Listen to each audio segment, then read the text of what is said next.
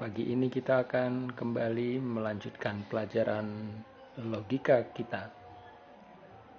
Tema yang akan kita bahas pada hari ini adalah pembalikan dan perlawanan. Apa itu pembalikan dan perlawanan? Dalam praktek kehidupan sehari-hari kita sering mendapati atau bahkan melakukan suatu ungkapan pembalikan dan perlawanan. Kita akan melihat bagian yang pertama, pembalikan. Membalikkan adalah menggantikan subjek dan predikat.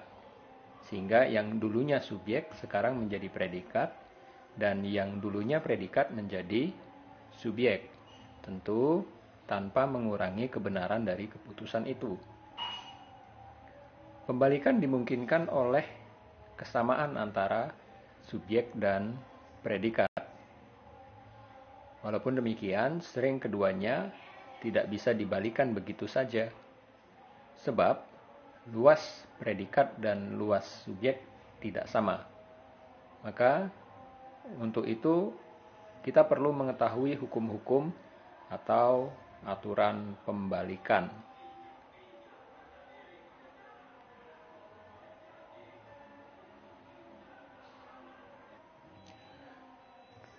Secara umum kita akan melihat macam-macam pembalikan. Ada dua macam pembalikan. Yang pertama, pembalikan seluruhnya. Artinya adalah pembalikan yang luasnya tetap sama. Nah, pembalikan ini terjadi pada keputusan E yang menjadi keputusan E dan keputusan I yang dibalik menjadi keputusan I. Nah, tentang keputusan E atau I, silahkan melihat kembali materi sebelumnya, yaitu tentang jenis-jenis keputusan.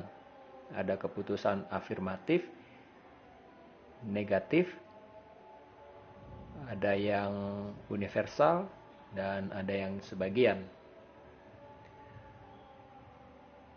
Jenis pembalikan yang kedua adalah pembalikan sebagian. Artinya, pembalikan dari keputusan universal menjadi keputusan partikular.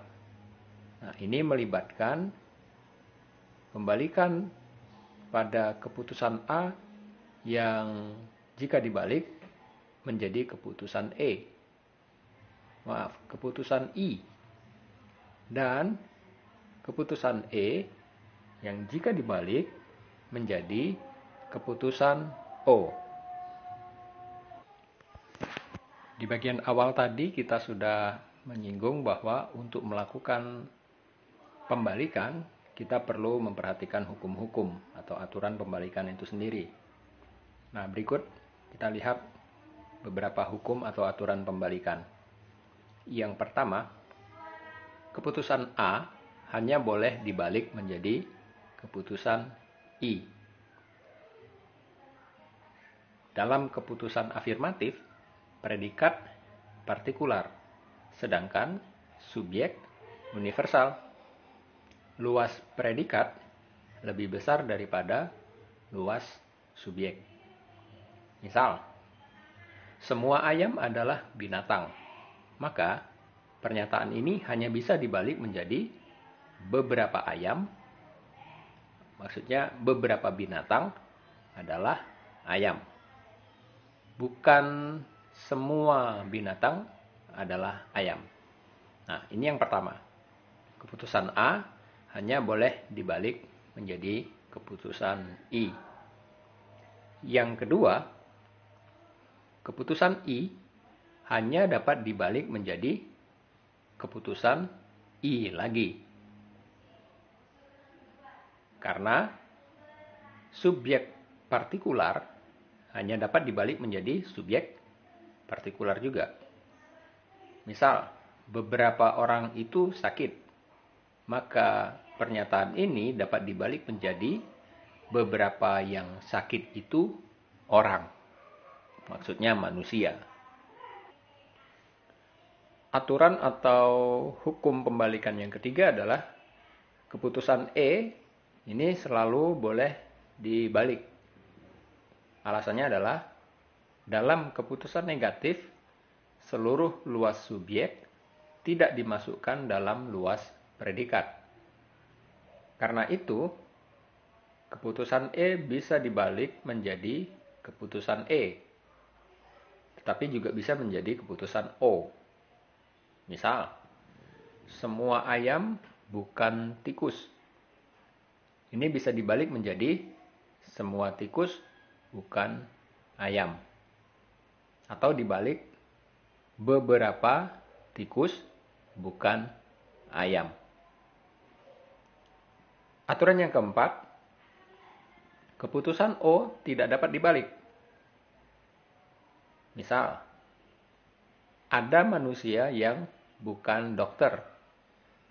Nah, keputusan ini tidak dapat dibalik menjadi ada dokter yang bukan manusia. Lalu siapa kalau bukan manusia? Nah, itu tadi berkaitan dengan pembalikan. Lalu bagian kedua terkait dengan keputusan adalah perlawanan.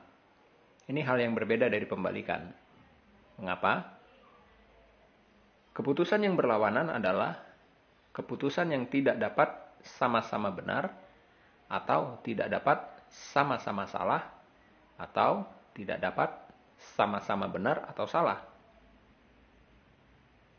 Perlawanan itu hanya ada kalau keputusan itu mengenai hal yang sama, tapi berlawanan isi. Artinya, kedua keputusan itu mempunyai subjek dan predikat yang sama, tetapi bentuk atau luasnya berbeda, atau baik bentuk maupun luasnya berbeda. Berkaitan dengan perlawanan, ada beberapa jenis perlawanan yang perlu kita perhatikan. Jika dibandingkan satu sama lain, maka akan nampak beberapa jenis keputusan berlawanan. Yang pertama, menurut bentuknya.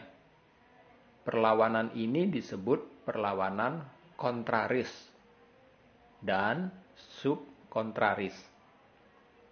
Ini terjadi pada keputusan A dilawankan menjadi keputusan E, atau keputusan I yang perlawanannya adalah keputusan O. Menurut luasnya, ini yang kedua. Perlawanan ini disebut subaltern.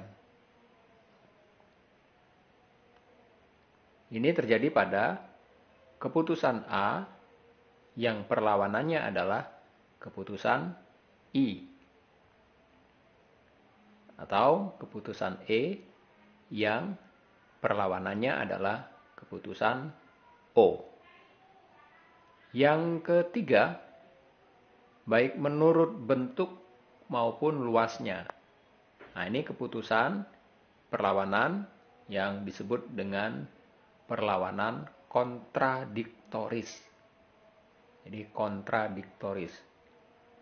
Ini terjadi pada keputusan A yang perlawanannya adalah keputusan O, atau keputusan E yang perlawanannya adalah keputusan I.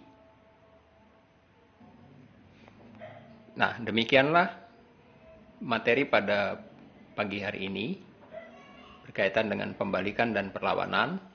Nanti bisa kalian baca ulang dan cermati dengan lebih lanjut apa yang menjadi isi dari materi yang sudah saya sampaikan ini.